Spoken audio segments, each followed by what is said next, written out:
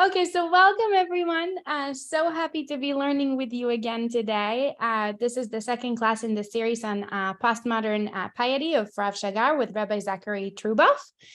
Just a couple words. I know most of you have been with us before, but I'm going to be send invitations to become a panelist so that you can show us your smiling face or unmute if you'd like to make a comment or ask a question. Also, when you're not actively speaking, we just ask that you stay muted so we can avoid having background noise, but you can feel free to unmute whenever you'd like to actively speak again. You can also participate in the class by writing a comment here on the chat box on Zoom, or as a comment on Facebook if you're watching us live there. And with that, I'll turn this to you, Rabbi Truboff. Thank you. Thank you so much, Evie. Let me just load this up here.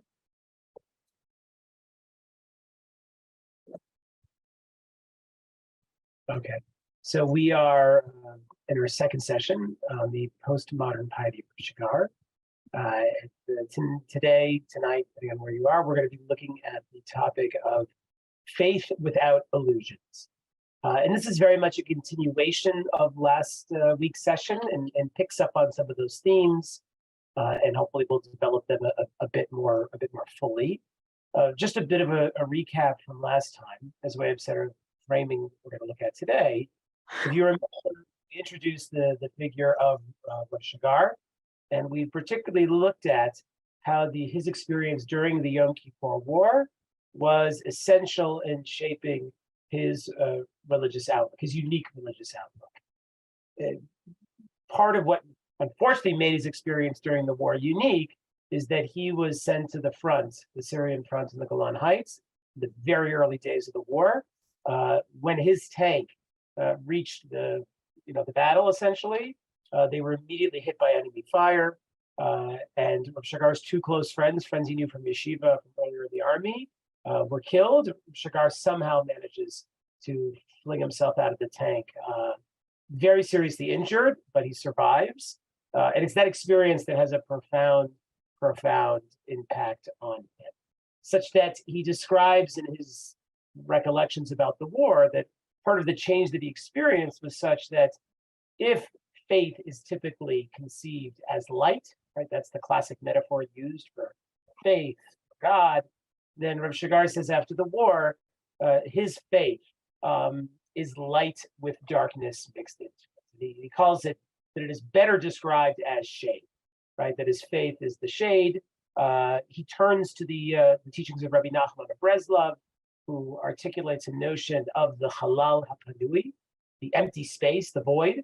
And the idea behind that Rabbi Nachman develops, that Rav Shagar really picks up on, is that when God creates the world, right, God has a problem. When God wants to create the world, God has a problem. And that is because God is Ein Sof, God is infinite, without end, how can there be a space for creation if God is God? So what happens, at least according to Luriana Kabbalah, is that God engages in an act of tzimtzum. God contracts God's self to make a space, an empty space for creation. Now, the problem with this, Rabbi Nachman argues, is that if creation can only exist in a space empty from God, then that kind of seems to imply that our experience of creation of the world can be one of God's absence. At the same time, Rabbi Nachman noticed that there can't be anything without God. God is infinite. And so the very idea of creation and God is in some ways a paradox. And part of that paradox means sometimes having to confront God's absence. There can't be creation without God's absence. And that creates questions, as Rabbi Nachman says, that don't have answers. And the questions that don't have answers are the questions that we face when we experience things like Rav Shagar did, the death of his two close friends in the Yom Kippur War. And lastly, we saw how for Rav Shagar, to say faith is like shade, like the shade of the sukkah. Well, the sukkah is a wonderful experience to be in, but as we all know, a sukkah can't even protect you from the rain, right? And faith is not something that guarantees you anything in this world, unfortunately. And to dwell in the shade of God, right? To have faith means that we're there in God's presence. We desire God because we love God. But again, it doesn't mean that it is always easy. It doesn't always make sense. And ultimately, Rabbi Trubeff, I am so sorry to interrupt. I'm getting a fairly bad sound today, and another person in the class had said the same. Is there any way? Is there any like other microphone or any way we can fix it? Let me try one other thing. Sorry. Okay, thank you so much. I am so sorry for interrupting. I just want to make sure that people can understand. Yeah. If there's anything else we can try just to make the sound a little better. Just hold on. Oh, that already sounded better to me. Just you saying, hold on.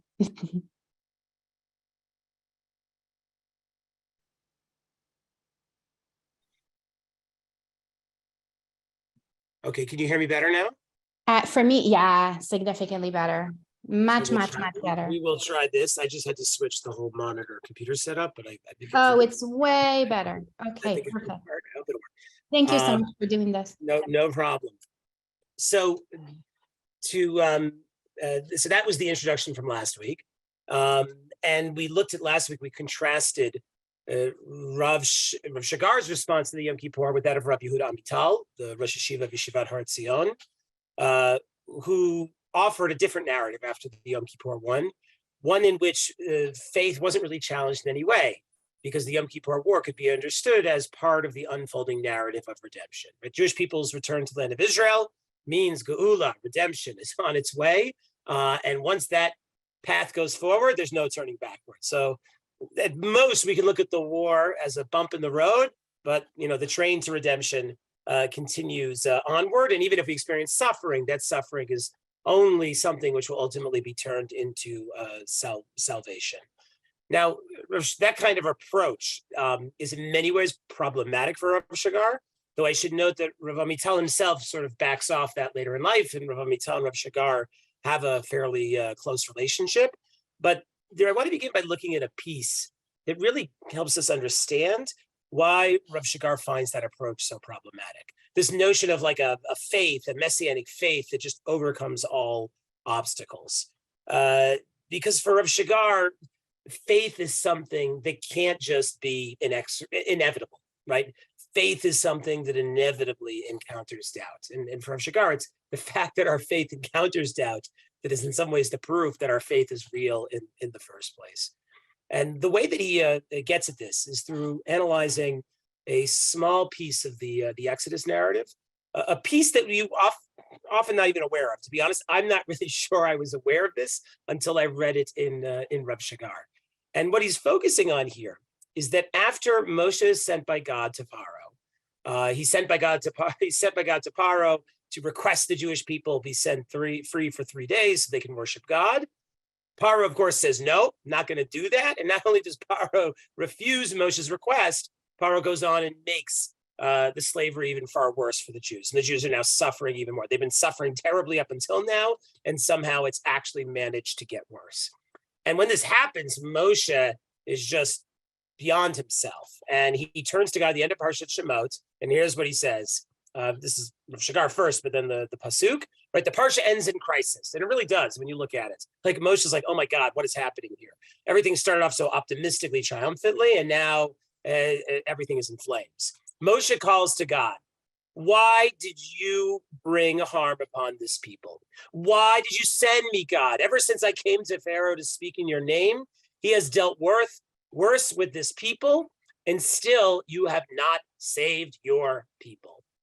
Now, these words from Moshe, we look at them closely. And again, we often skip over this. Like oftentimes we're not even aware of this. But these are pretty harsh words directed at God, right? We often think of like, Avraham, challenging God when God says he wants to destroy Sodom. And oh my God, Avraham's so courageous. But like what Moshe says here is far sharper in a lot of ways, right? He's basically saying, like, God, what the heck is going on here? You're making things worse. You sent me for nothing. You're God. You're all powerful. Like, why haven't you saved your people? So it's a very, very harsh rebuke directed at God. And we have to understand ourselves, like, where is this coming from, and how should we ultimately respond to it?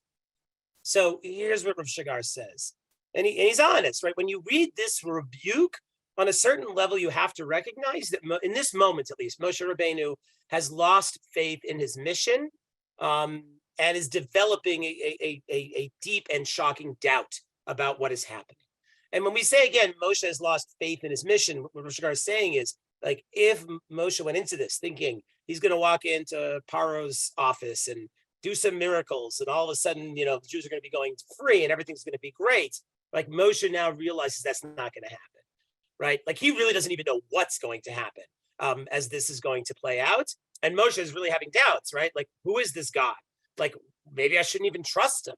Like, what am I even doing here? And where do we go with this? So Rav Shagar says we must again use the power of our imagination.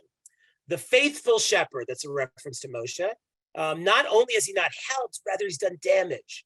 As a result, Moshe had doubt about his mission and his abilities. It is as if he has come just to make things worse, right? Again, this is a moment of crisis. It's a moment of doubt. And what Rav Shagar goes on to say, which I think is profoundly, important, is he says these crises occur to every true believer, to every person that aspires to true goals and sees that sometimes reality slaps him in the face, contradicting his faith and goals. Right? This kind of crisis of faith that Moshe is happening, Rav Shagar is saying this happens to everyone. Right? If you take your faith seriously, you will inevitably reach a point in your life where you experience something, some reality, right, that negates what that faith is all about, the faith and the goals that you're trying to bring about with it. What Rav Shagar says is the very moment you have a crisis of faith, right, instead of seeing that as a weakness or a failure, that is actually a sign of true faith. It's a sign that your faith is real. Why? Because faith that does not fall is suspect of being false, because it is a faith that does not attempt to grapple with reality. It does not attempt to bring itself to expression in everyday life. For one whose faith is not real for him, it cannot fall.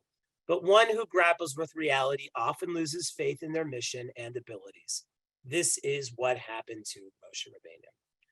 So as I said, Rav Shagar is saying something very counterintuitive here.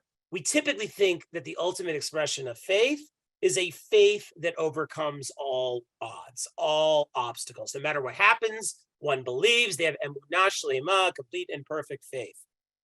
However, what Rav Shagar is saying is that the opposite is true. A faith that can never fall or never fail is not really faith at all. For faith to be real, it has to be connected to reality. It has to risk failure. If faith can never fail, it really doesn't have anything to do with reality at all. Faith must be able to come in contact with the world, which means it has to risk on some level being proven wrong. Because a faith that can never be disproven, that's always right no matter what, it's a faith that doesn't have any stakes. Like, it just doesn't. Like, whatever reality is, that, faith is just, one-dimensional in that way. But Moshe shows us, again, what real faith is supposed to look like. When that crisis comes, he questions God. He doesn't just say, which is, again, the typical from religious response you're supposed to have in this moment of crisis, would be to say, well, what do I know, right? It's all in Hashem's hands and everything will be fine in the end. I'm sure, this didn't work out great, but, it's all part of God's plan for the Jewish people, for redemption. We shouldn't really worry about it, right? That's the sort of traditional from response. And that is certainly not Moshe's response. And according to Rav Shagar, right, that's not a response of really, faith at all. Now, to develop this idea, he cites a very interesting midrash that involves a debate. It's not even so much a debate, but two opinions, one by Rabbi Akiva, one by Rabbi Ishmael, who are often paired together in midrashim. And here's what the midrash says. And what the midrash is trying to do is to understand the Moshe's stinging words. How could he say this to God? Is this justified? Is this not justified? The midrash recognizes, even though I'm not sure the typical reader does, is just how radical what Moshe is saying here. So what the midrash does is it struggles to understand how Moshe, the master of prophets, can ask a question like this to God. Why did you make things worse for the people? And Rav Shagar points out on this, there's a typical disagreement between Rabbi Ishmael and Rabbi Akiva. Rabbi Ishmael says that when Moshe turns to God and says, you have still not saved your people, that is meant to be understood literally, vadai, right? This is typical of the approach of Rabbi Ishmael, who understands the Torah more literally. According to it, even Moshe Rabbeinu, who was at such a high spiritual level, is able to arrive to doubt such as this. This happens to everyone, to every true believer. One day they will fall into the dust. They will feel that everything they do is worthless and incorrect. So what this means here is that, again, when Moshe challenges God, Rabbi Ishmael is saying this is a real crisis of faith. This is literal. Like when Moshe says, "Why haven't you saved your people?" Right? It's reflecting a real sense of doubt, a real sense of uncertainty as to how this is going to play out. You shouldn't read this in any other way. It's real. That's Rabbi Ishmael's approach. And Rav Shagar is saying that's real for all of us, that we're going to have these moments. And the question is how we can respond. And can we respond like Moshe? For a truly frum person, it requires a certain courage and honesty and authenticity and sincerity to react as Moshe is reacting here, because you're not supposed to question God. Rabbi Akiva offers a similar approach, but a little bit different. Rabbi Akiva, this Rav Shagar, as is his wont, does not explain it according to its more literal meaning. Rather, he interprets Moshe as saying, I know that you will eventually redeem them, the Jewish people, but what do you care about those stuck underneath the building? And Rabbi Akiva is getting at here, it's a rabbinic expression, but what he's saying is, God, I do believe the Jewish people are eventually going to be redeemed, but what about those who aren't going to make it? What about those who are going to die before the Jewish people get out of Egypt? What about those who've already died, right, before there's even a chance for redemption to begin, right? God, like, what are you going to do for them?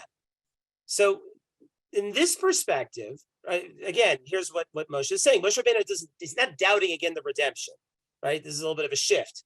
He knows the remaining Jews will be saved, but what about those that died, the ones underneath the building? This is Moshe's cry to God, and it's a terrible one. Rabbi Akiva actually goes on to say in the Midrash, in that moment, the divine attribute of justice requested to strike down Moshe, but because God saw that Moshe said such things on behalf of Israel, the attribute of justice did not strike him down. Meaning, when God saw that Moshe said this rebuke from a genuine place, God prevented the attribute of justice from striking Moshe. And Rav Shagar goes on to say these words, Rabbi Akiva's approach, are appropriate for the one who said them. Rabbi Akiva, the great lover of Israel, the one who rebelled, joined the Bar Kokhba revolt. If you know anything about Rabbi Akiva, he is one of the leading rabbis behind the Bar Kokhba revolt. He sees Bar Kokhba as the Mashiach. He basically, gives him that, that title. And yet Rabbi Akiva lives to see the failure of the Bar Kokhba revolt and how the rebellion is crushed. And in a sense, Rav Shagar is saying, Rabbi Akiva felt like Moshe, right? Rabbi Akiva, on some level, would have had to have some crisis of faith when the rebellion was crushed, when thousands and thousands of Jews were being killed, when the Mashiach turned out not to be the Mashiach. However, Rav Shagar notes Rabbi Akiva did not lose his faith in redemption, right? He still believed redemption was going to happen, but where Rabbi Akiva would have felt it most strongly is what about those underneath the building who could not be redeemed? What about those who died, who suffered seemingly needlessly before redemption could ever come? Now, what's fascinating to me, Rav Shagar doesn't mention this here, but you cannot read Rabbi Akiva and not think about Rav Shagar's own narrative, right? Because it's almost as if Rav Shagar's words are in Rabbi Akiva's mouth here, right? Because if you remember Rav Shagar's own experience, right? He is a young, idealistic yeshiva student / rabbi. The war challenges him in a profound way with its traumas. Afterwards, his faith is there, but it is a faith again that confronts a reality that challenges it profoundly.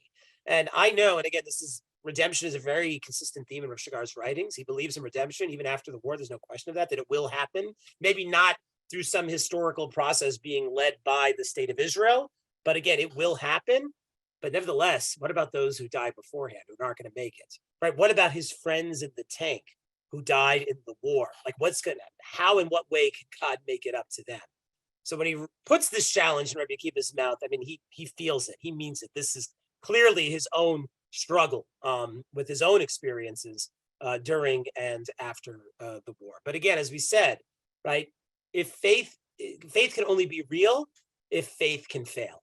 If faith encounters reality and it discovers that there are real challenges. A faith that can never fail is a faith that really has nothing to do with this with this reality at all. And perhaps the better term to describe it, the sort of problematic faith that's disconnected from the world, is an illusion.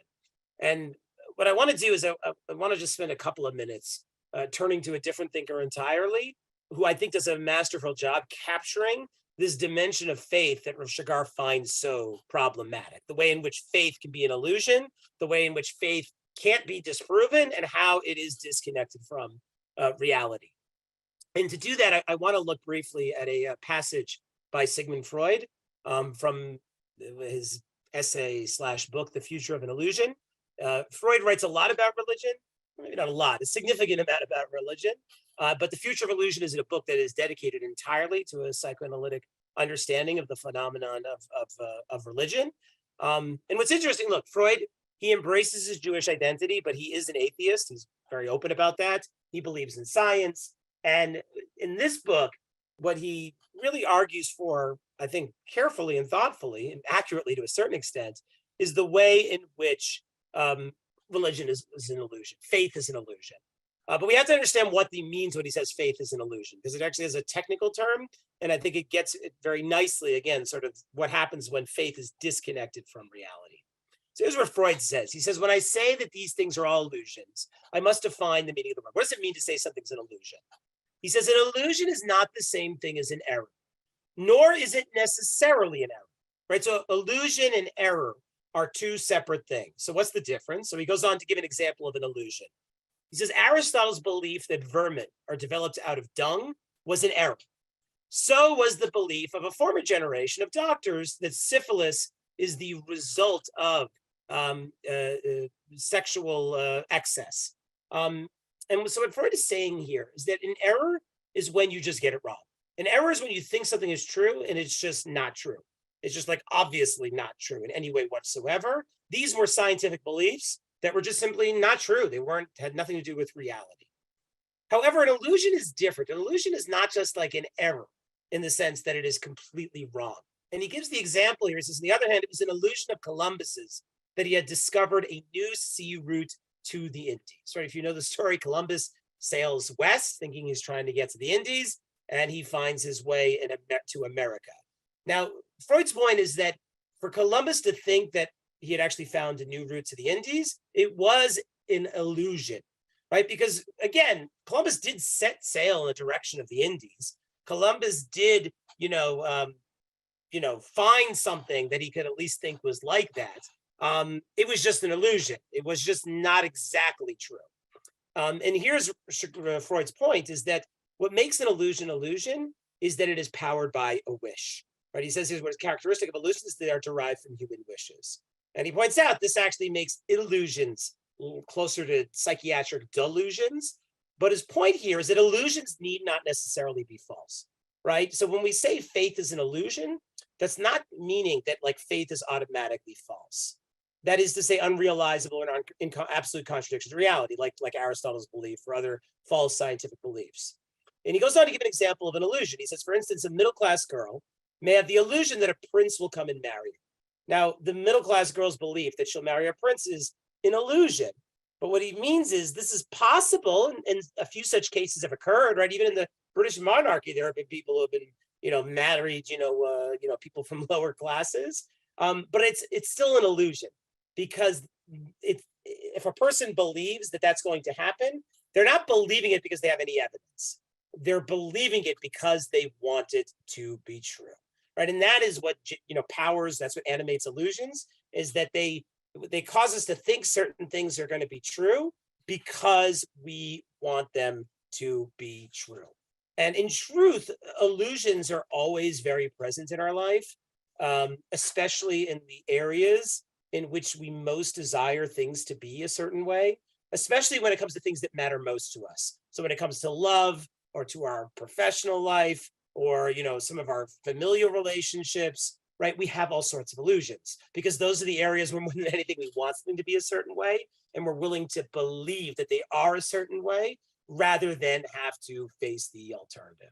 And Freud points out sometimes illusions are true, right? They can turn out to be true. He gives a sort of a strange example here, but we'll say that, again, illusions can sometimes be true, The problem is that's not why we believe them. We believe them because we want to believe them. And he concludes here, thus we call a belief an illusion when a wish fulfillment is a prominent factor in its motivation. And in doing so, we disregard its relations to reality, just as the illusion itself sets no store by verification. And again, this last part here, again, is very, reflective of Rav Shagar, in the sense that, again, faith, which is a problem, is faith that can never be in crisis, right? Faith that is never negated by reality, faith that is just animated by the desire to believe because it's more comforting that way. And again, you see it here. It's a faith that can't be verified.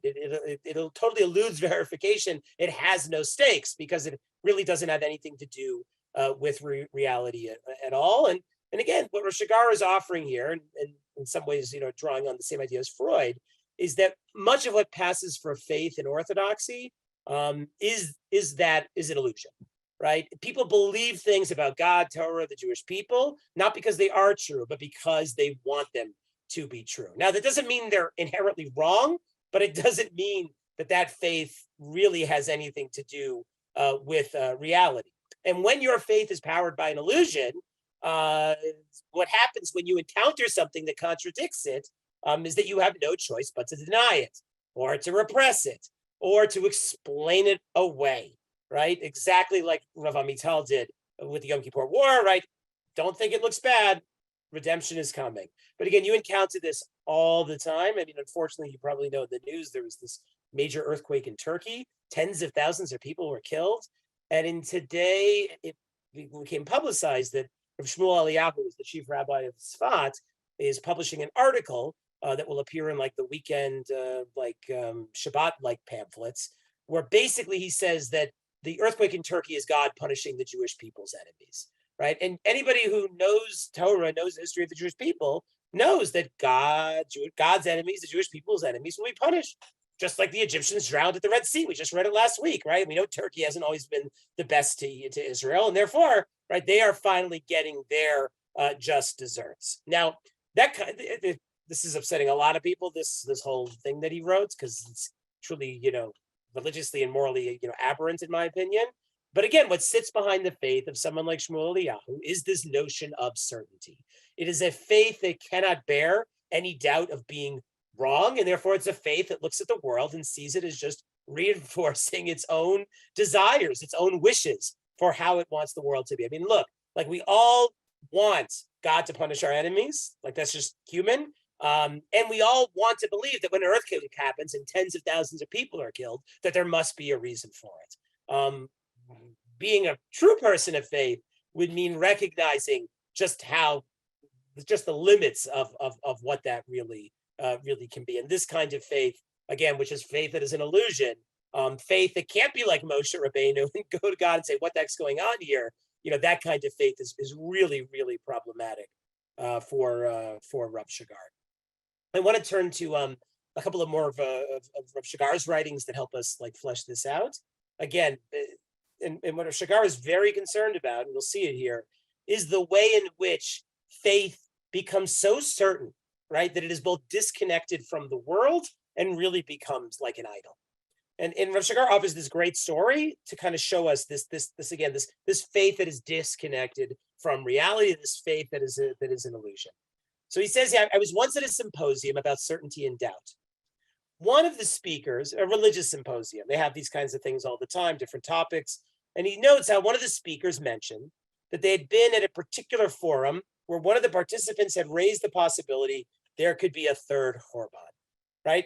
He was at a forum, and again, they were saying, we returned to Israel, but we cannot be certain that, like, again, this is the end, that everything's going to be okay. Like, we have to be open to the possibility that perhaps the Jewish people will screw this up like they screwed it up 2 times before. Now, when this was raised at this other forum, the speaker notes how they threw the guy out for his heresy of placing doubt on the process of redemption that was supposed to have begun due to the establishment of Israel. And the speaker in the forum used this example to praise what faith should be. That faith should be certain, and then he viewed it as positive that the people in the forum were unwilling to hear arguments like these, and that the person saw this as true faith, right? And Rav Shagar is saying that Rav Shagar says like he was profoundly frightened like this. You threw the guy out because he was concerned that maybe, just maybe, Israel could lead to a third Horban. That people of faith, or people who proclaim they are people of faith, could think such a thing, and therefore we need to get rid of anybody who thinks otherwise, is a scary thing. And he says, I saw this as making an idol of faith, an expression of arrogant faith that cannot accept the other, which is the source of violence that reveals itself in religious discourse. Meaning, when this person was so certain about their faith that nothing could ever challenge it, they were going to get rid of anybody who would ever challenge it. At that point, Rav Shagar sees the worst of religiosity, right? The worst of faith being an illusion, the worst of faith having absolutely nothing to do with reality. Again, if you want to know whether or not somebody has a faith that's an illusion, well, as he says here, absolute certainty is usually one of the clearest symptoms. He says absolute certainty is a point of reference that gives the speaker confidence in the rightness of his path, but faith only occurs at the moment when a person gives up on certainty and becomes open to the possibility that it is not within the bounds of their understanding. This is a very powerful point, especially for me as a rabbi, that faith only becomes like possible when one is open to the possibility that it is not within the bounds of their understanding. And the reason I find this so powerful is, as a rabbi, I was a synagogue rabbi for a number of years, you are often called to be with people exactly at this moment, at the moment where neither you nor they can understand what the heck is going on here and where God is to be found here, or what God wants in this moment, and that you realize you're never going to know. I remember the very first shiva I went to as a rabbi, it actually took place a couple of days before I officially started, like I don't know, long time ago. It was a member of the shul, and I didn't even really know them yet. Their son had just died. He was probably 7 or 8 years younger than me at the time. It wasn't clear whether it was a suicide or a drug overdose. And this was my first, experience, my first encounter with the family. And I remember being at the funeral, at the grave, I didn't do the funeral, but I was there for all this. And I remember walking into the house for the shiva, and wanting more than anything to be able to offer some words of comfort to this family. I mean, the pain wasn't just etched on their faces; it was etched on their souls. I mean, this loss of their child, and that was a moment from the very beginning, which made me realize, what does it mean to be with people when you are at that place where faith is really not within the bounds of understanding. But at the same time, as Rav Shagar is noting, it's exactly that moment where faith becomes potentially real. And there's something very, very holy about those moments of crisis, even as difficult as they may be. He says, in this context, raising doubts is not the opposite of faith. Rather, it can bring us to real faith, right? And this, again, is we hear the echoes of the previous piece about Moshe Rabbeinu. Moshe Rabbeinu offers doubts to God. He reveals his doubts, but that doesn't push him away from faith. That is what actually can make faith possible. The raising of doubts is not necessarily an educational goal. Meaning we're not looking to find doubts, to create doubts, to be overly critical. We don't need to do that because it will come. It will always come. And it is not my intention, he says, to say that there is a need to nurture skepticism, primarily because there are people who remain in a chronic condition of doubt and are unable to escape from it. Meaning we don't need to put ourselves there. It will come, though. But on the other hand, there's a danger in cultivating baseless religious certainty. The trap of being over-ideological can lead to behavior like idolatry, which cover up their approach with words of faith, right? Once your faith is turned into an idol, once it is certain, once you can't raise any doubts, once you can't tolerate not even your own doubts, but the doubts of anybody else, right? You have to throw them out, like in Rav Shagar's story. That is when you know, as they said, faith is an idol, and at that point, faith is deeply, deeply problematic. It's not real faith at all. It's an illusion that has become a fully embodied idol, and that's always a moment where very scary and dangerous things can happen. I'll note here that just again this week's Parsha Yitro. There's a beautiful teaching by the Mei Shiloach, which expresses exactly what Rav Shagar is sharing here. And I'm sure Rav Shagar knew this particular teaching. He doesn't cite it, but he's almost hinting to it outright. And what the Meshiloach Hasidic Rebbe, Ishbitzer Rebbe, what he notes is something unique about the first two 10 commandments. Right, the first commandment is Anochi Hashem Elokecha, I am the Lord your God. Right, and the second commandment is you can't make any idols of me. Right, and the Ishbitzer Rebbe wants to understand what is exactly going on with these two commandments, and he offers a very interesting interpretation. He says, when the Torah states Anochi Hashem Elokecha, the verse does not say Ani Hashem Elokecha. Right, it doesn't say Ani; it says Anochi. Those are two separate words, but they kind of mean the same thing. And the Ishbitzer is going to note what the difference might be. It says the verse does not state Ani, for if it stated Ani, that would imply that the Holy One, blessed be He, revealed then the totality of His light to Israel, precluding the possibility of further delving into His words. Meaning, if God said Ani Hashem Elokecha, it implies that God made God's self fully present in that moment of revelation. That whatever Jewish people experienced, they experienced the totality of God. Right? They got it all at that moment. Anochi implies, however, that there was some experience of God, but it was not total. It was lacking in some way. It was not a complete revelation in which everything was revealed. And he says the letter Kaf of Anochi denotes that the revelation is not complete. Right? The language is Kaf adimayon. Right? Like if you put Kaf in front of words, it means like. Right, and so essentially, what God is saying when He says Anochi Hashem Elokecha, He's saying not I am the Lord your God. He's saying whatever you're experiencing right now, it is like me, the Lord your God, but it is not me in my totality. Right, because that is something you Jewish people, as you human beings, you cannot experience. Right, as God says to Moshe, Lo yareni adam v'chai, right? No man may see me and live. Right, we can experience something, but we never get it all, and that is very challenging.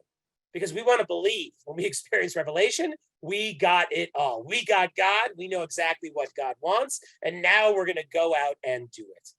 And the Ishbitzer's point is that the second commandment comes to reinforce this idea that we didn't get it all, that we don't fully understand God. We never will fully understand God.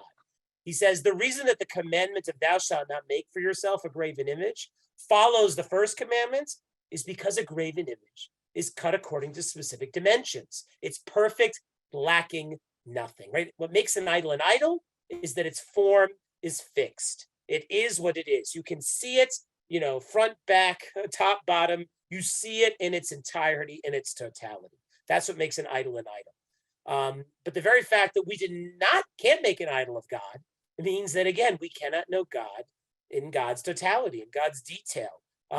And as he says here, this is to teach us that nothing is revealed to man completely. Whatever we know about God, we never know it all. And that is difficult because that inevitably means that we encounter doubts, that we encounter uncertainty when it comes to God. And the challenge is being in a relationship with God where those doubts are real, where that uncertainty is real. And again, the reason we know it's so hard is because we experience it in our own lives with everyone that we love, right? To love somebody is always to make oneself vulnerable, to open oneself up to uncertainty, because as much as we may love them, we are not them, and we don't get to control them. We don't get to control who they are today, and we certainly don't get to control who they are tomorrow. We can think we know what they want, but every spouse and every parent learns very quickly that they never truly know what the other wants. And if they think they do, that usually means some level of violence on the other, right? If somebody asks me that, whether or not they want to make Shabbat plans with my family, if I say, well, wait a second, I know exactly what my wife wants, I don't even need to ask her, and I say yes, right? You learn pretty quickly in a marriage that's probably not the right way to go, right? You cannot speak for others because in truth, none of us ever really truly know others, and we have to live with that, the uncertainty and the doubts that always emerge around that. So the question that becomes is again, how do we like learn to deal with this, to live like this, in which that our faith isn't certain, that our faith has doubts, and even though that makes it real, it certainly doesn't make it easy, right? There are many rabbis here, many Orthodox rabbis in Israel and elsewhere who have faith that is certain. There is nothing they will ever face in the world that will ever challenge their faith. That's what they'll tell you, at least. But again, that kind of faith is not the kind of faith that Rav Shagar wants. And I don't think that's the kind of faith that any of us should want. But then we're still left with trying to understand, what does it mean to live with a faith that is real, that encounters real doubts?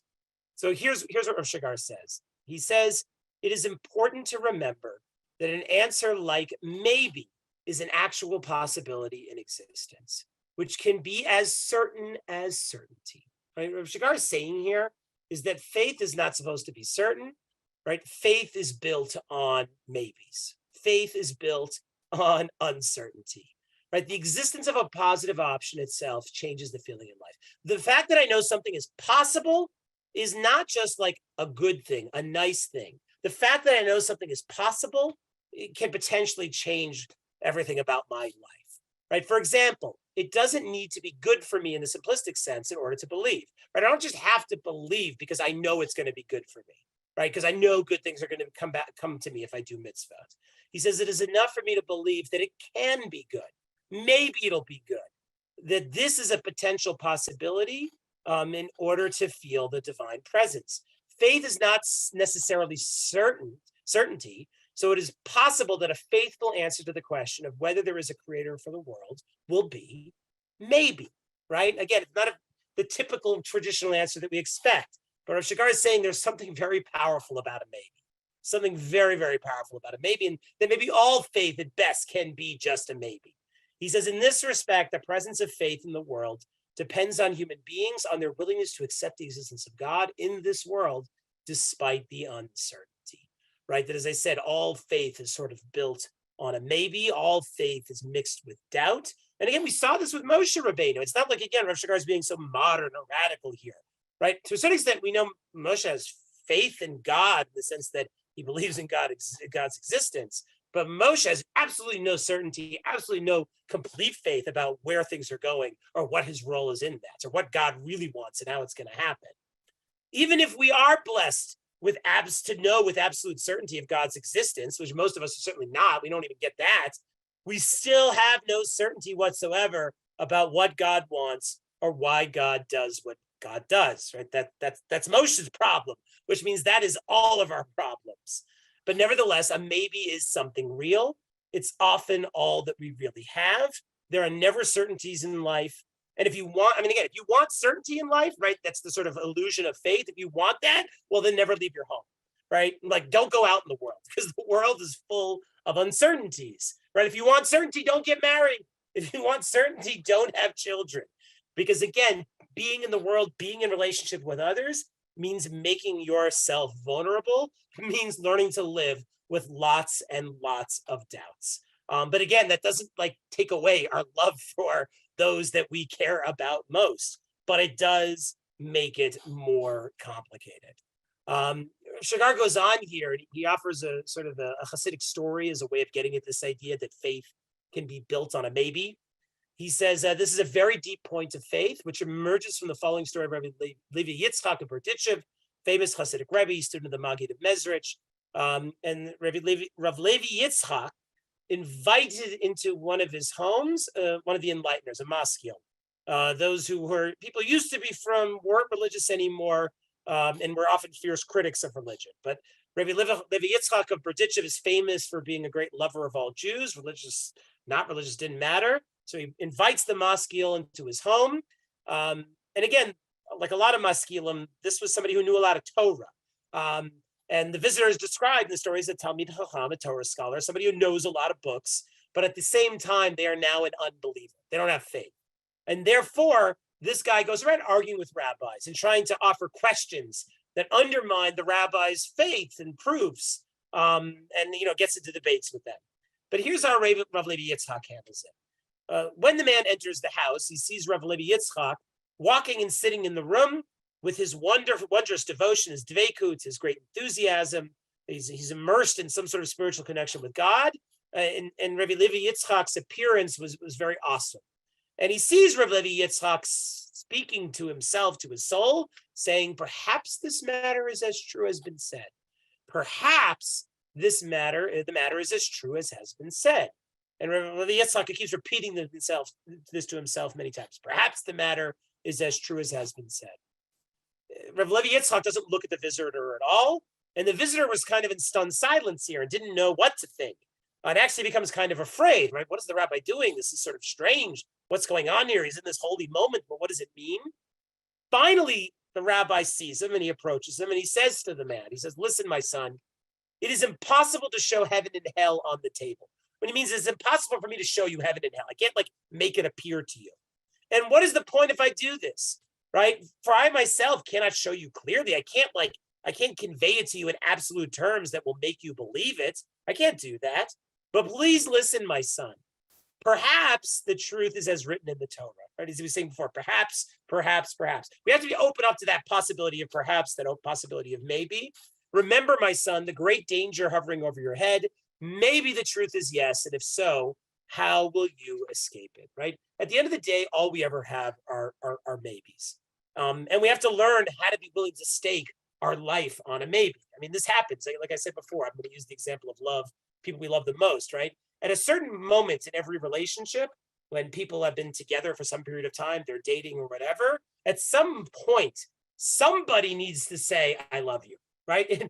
What makes it so scary and so difficult is somebody's got to say it first. And whoever says it first doesn't know what the other person is going to say in response, right? To say I love you to the other is always a moment of maybe. It's always leaping into the maybe, because you have no idea if they're going to say, I love you back. And again, the things that matter most to us in life are always, built on maybes. That's what makes them scary, but that's what actually makes them real. And Rav Shagar goes on to say, he says, indeed, from conversations with Baalei Tshuva, I came to see that what changed the lives of many of them was not the certainty about religion, but the possibility, the maybe, which was accepted as a real option that excited them and gave them a sense of liberation and redemption. Goes back to Rabbi Levi Yitzchak's story, saying, I can't make you believe in God. Nobody can make another person believe in God. All I could do is ask you to be open to the possibility of the maybe, right? That a maybe can change your life. Because as I said, all we have ultimately are maybes. He says this feeling itself was for them proof of the truth, which is the root of this maybe, of this possibility. From here on, all that remains for them is to complete the process of tshuva, right? People become Baalei Tshuva, people are willing to embrace religiosity, not because they know it's true, but because they see that there is something there that might be able to change everything, even if they don't exactly know what that is. Now, Rav Shagar concludes this piece by adding as follows. He says, I'm going to read it. I'm not sure it's on the screen here, but I'll read it anyway. He says, faith is indeed certainty, especially when we're talking about the existence of God, and that is literally true. However, what can lead to belief is actually the doubt, because language makes us give a definition to the phenomenon, and thus, instead of touching the phenomenon, we are satisfied with defining it externally. He says the problem, again, with faith is an illusion, is it wants to treat things as abstractions. It wants to give a definition, say this is what faith is, and that definition will always be the same. It's never going to change, right? He says doubt, however, comes to reopen language, to prevent rigidity and allow us to experience reality anew, right? Doubt actually can cause us to look at things differently, offer new interpretations of things, to see new meaning in things, sometimes in the things that matter most to us. And we need doubt to open things up for us. He says, if we come and say, yes, of course, there is a God, then this statement may close the possibility that at some point there will ever be a revelation.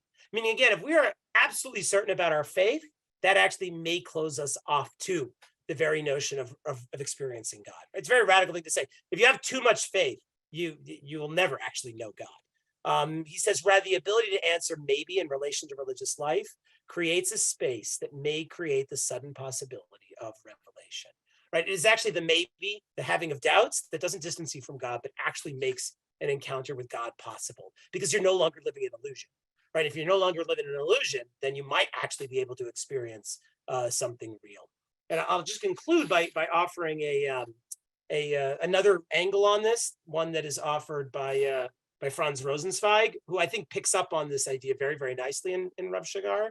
And he's not, Franz Rosenzweig, great German Jewish philosopher. He lives, decades and decades before Rav Shagar. But Rav Shagar is saying something that is very similar, and I want to just put it in Rosenzweig's terms because again, Rav Shagar studied Rosenzweig, and Rosenzweig has a particular way of words that I know Rav Shagar appreciated, and I do too. Franz Rosenzweig himself is a Baal Tshuva. He returns to the Jewish tradition. He returns to God, Torah, and the Jewish people. It's not a simple thing for him. It's not an act of pure, certain faith. I can guarantee you that. And many of the people around him, the Jews around him, are struggling with his decision. They can't really fully understand it. And he has a close friend, Rudy Hallow. And Rudy is always like ambivalent about faith, right? Franz has embraced it, but Rudy is always ambivalent. Rudy's like ambivalent about everything. He's uncertain about everything. He's one of those figures that Rav Shagar said, like, can find their way stuck into doubt and skepticism, and they can't find their way out ever. And Rudy is telling Franz about how he's planning to go to a particular German city and spend some time there. And he's hoping some good things will happen while he's there. But Rudy is so anxious about it and already like trying to plan it 10 steps out that Franz is like, very concerned. And basically, again, he tells Rudy Hallow that Rudy's so worried about his future. He's so worried about the uncertainties of the future and trying to plan ahead to account for them that Rudy won't ever let the present happen, right? Which is a very interesting idea, that our faith needs to be certain for us, and we'll do everything we can to make it certain, then we can't even experience the here and now. And Franz says to Rudy in one of his letters, he says, you can't ask God for miracles. Like, we as Jews are not supposed to ask God to make just like miracles happen for us. You're not supposed to pray outright for a miracle. But here's what Rosenzweig says. He says, but it is possible and required to make a space for it. And here's what he says. He says, the one who thinks about the moments after the closest moment silences the outstretched hand of God for the act of the miracle. So what does Rosenzweig mean by this? That if you're always looking for the moments after the moment, you actually silence God's outstretched hand for the act of the miracle. So here's the thing, right? If you need faith to be certain, if you're living in that illusion, then the certainty that faith offers is always about some magical future, somewhere far down the line. Faith that is absolutely certain does not allow you to be open to the moment. It doesn't allow you to be vulnerable. It doesn't allow you to be, as we said, to be proven wrong, to face doubts, to face challenges, to experience contradictions. But here's the thing, right? To open yourself up to the here and now and not always be looking for the moments after the moment means opening ourselves up to doubt. But it also means opening ourselves up to life with all of its unknowns and all of its uncertainties. And as Rav Shagar frequently said, God is a God of truth because God is a living God, right? And then again, if you want God to be true, then again, God has to be a living God. If you want your faith to be true, then your faith has to be a living faith. It actually has to be connected to the world. It has to be a faith that is alive and doesn't want to be an illusion, and is willing to accept all the doubts, all the uncertainties that ultimately accompany it. But only if we can live that kind of faith, a faith that embraces doubts, the faith that it actually like exists in reality, then we actually have the opportunity of maybe actually experiencing something real, and maybe even being surprised enough to experience something that we're willing to call divine. So let me stop here, and I'm happy to open up to some questions. I see there's one in chat, but let me just see if anybody else has any questions before I'll address the one in the chat. Jennifer, did you have a question? Maybe not. Okay, so let me read the one in the chat. Does Rav Shagar lay out any limits to the illusions that we may harbor? Is there a difference between a middle-class girl who hopes she will marry a prince versus a middle-class girl who hopes she will be abducted by an alien? Can we also say maybe that she's around? So here's the thing. The line between, for Freud at least, between an illusion and a delusion is not always so clear, right? Like that's part of the challenge. Rav Shagar is saying that, again, we don't know. There's no objective measure for this. The only way we can tell is and again, this is what we've been saying, right, is the extent to which reality can cause us to question our faith, right? The challenge of faith is how we maintain it through the doubts, right? But at the same time, if we never experience doubts, if nothing can ever contradict it, then clearly that is a faith that is just an illusion. And what we're going to pick up exactly on this point next time is, again, I know I'm trying to make the argument that faith is only alive when it can experience doubts. But the flip side of that is we all know how much doubts can destroy faith, right? Like, how is it then that one holds on to faith when faith seems impossible, right? How is it that Rav Shagar held on to faith after his friends died? How is it, again, I use this example, and Judith, mentioned this to me in an email. One of the most profound experiences for me as a shul rabbi was having lots of Holocaust survivors in my shul. I was blessed to have a lot of Holocaust survivors in my shul. And these were people who went through the absolutely unimaginable, and they still came to shul every Shabbos, right? Like, you haven't lived until you've seen somebody on Shabbos morning, like an 85-year-old man or woman practically be in tears telling you about some of their experiences. And yet there they are, like davening Musaf. Like, there is something truly profound to be able to experience that, because you realize in those moments, again, they'll be the first to say, like, the Holocaust survivors, at least in my shul, their faith was not an illusion, right? They weren't never going to offer you explanations about why is it that this happened? Why is it they were saved? Why is it their family was killed, right? That was, for me, what was so obvious. What they were left were challenges and even doubts. But the fact they still came to shul, the fact they still said the words of prayer, the fact that Torah still meant something to them, the fact that God still meant something to them, is what showed me that their faith was real and not an illusion. Because, as I said, they could recognize, they could embrace there was real contradictions there. And at the same time, like I said, next week we'll get in a bit more about what does it mean to say faith can hold itself in those moments of doubt and uncertainty when it is challenged. But again, that enables it to still feel like it is something profoundly real. Any other questions? Okay, I see no more questions. No more questions on Facebook as well. I'll give it one more minute. Sure. Danielle, do you have a question? No. Okay. Thank you so much, Rabbi Truboff. And thank you, of course, to everyone who joined us today. Always nice to see familiar faces and also new faces. Just as a quick reminder that we have our Talmud shiur with Dr. Shana Sheik starting next Monday. Hope to see you there. And as always, we have many classes happening, so you can go on our website, www.drisha.org, to find more information and also to register. And I'm looking forward to seeing you next time. Lehitraot. Shabbat Thank you shalom. again, Rabbi Truboff. And when you hear the Aseres Adibros, remember, like, as clear as it may sound, we never know what God wants. Anybody who tells you they know exactly what God wants, those are always the people you got to be the most concerned about. Okay. Thank you Thank again. you. Lehitraot. Thank you. It was wonderful. Thank you.